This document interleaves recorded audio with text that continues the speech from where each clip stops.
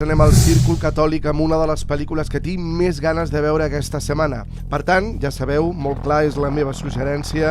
Va guanyar el Premi del Jurat al recent Festival de Canes. Oliver Lache, el seu director, serà, ja us ho dic ara, un dels directors dels que més se'n parlarà els propers anys. La seva pel·lícula, Chirat.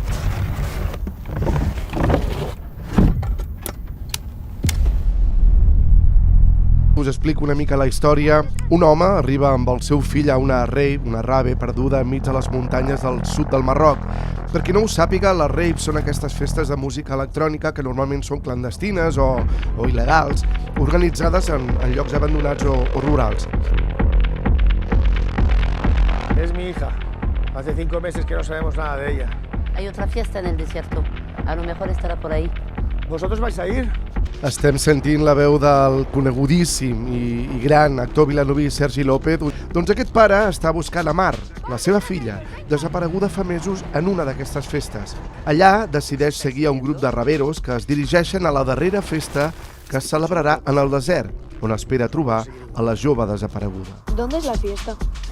En el sur, cerca de Mauritania. La guerre a débuté cette nuit. L'aéroport militaire a été touché, d'épaisses colonnes de fumée s'en échappent. Jo realment us convido a veure entrevistes del seu director Oliver Lache per impregnar-vos de la seva energia, pensaments, els seus dubtes com a creador també.